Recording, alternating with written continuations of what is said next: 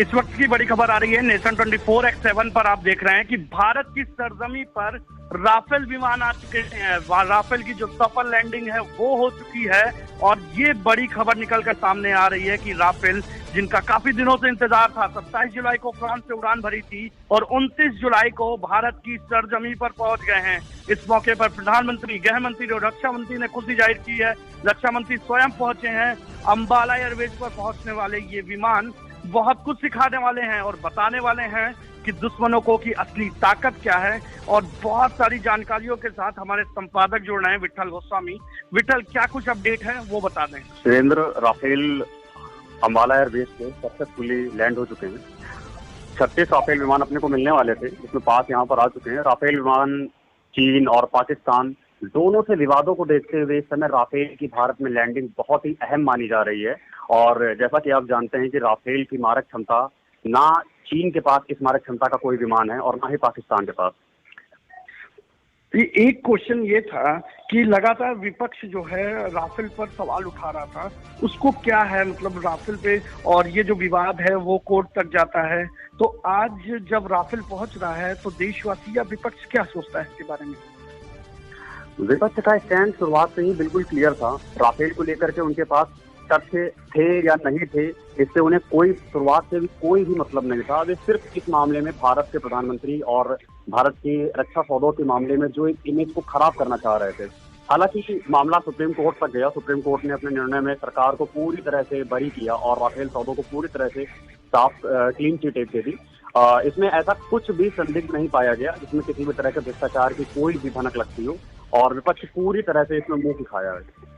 अच्छा, पिछले कुछ दिनों की बात करें कि चीन और साथ में नेपाल जो जुड़ा हुआ देश है वो काफी हद तक परेशान कर रहा है, पाकिस्तान ऑलरेडी करता है। तो क्या लगता है कि इस विमान के बाद क्या कुछ सबक सीखने को मिलेगा इन देशों को?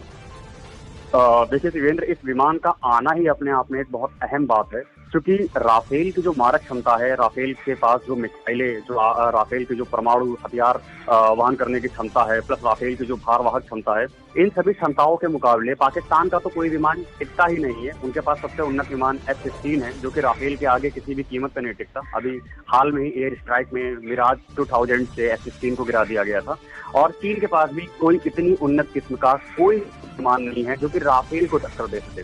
तो ऐसे मौके पर राफेल का आना बहुत अहम है। और जहां तक नेपाल की बात है, नेपाल अपने आप में रक्षा के मामले में किसी भी तरह भारत के सामने टिकने वाला देश नहीं है। जो कुछ भी उसका एटीट्यूड इस समय इंटरनेशनल लेवल पर रहा भी है, वो चीन की सह पर ही है। तो नेपाल को अहमियत ना ही दी जाए तो उचित होगा। चीन और पाकिस्तान को देखते हुए राफेल बहुत ही उन्नत किस्म का विमान है और बहुत ही ज्यादा अहम हो जाता है इन 5 राफेल का इतने तनावपूर्ण स्थिति में अंबाला एयरपोर्ट को करना। विट्ठल, आपसे पूछते हैं कि इस समय जो देशवासी हैं उनके मन में किस तरीके की खुशी की लहर है और क्या कुछ वो सोचते हैं? अगर आप कुछ लोगों से बातचीत आपने की होगी कि आपके अनुसार क्या लगता है कि उन लोगों में क्या मतलब है?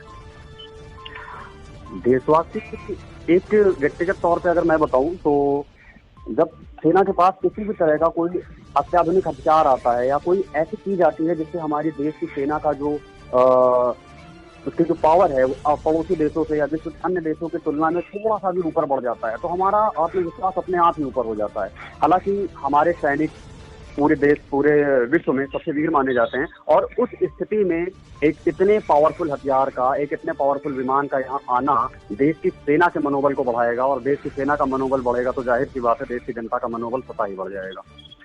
तो ये थे हमारे साथ विट्ठल, और विट्ठल बता रहे थे कि जो अंबाला एयरबेस है वहां पर राफेल उतर चुका है। राफेल जो है वो उसकी सफल लैंडिंग हुई है। प्रधानमंत्री, गृह मंत्री, रक्षा मंत्री ने खुशी जाहिर की है और 5 राफेल विमान भारत की धरती पर आ चुके हैं।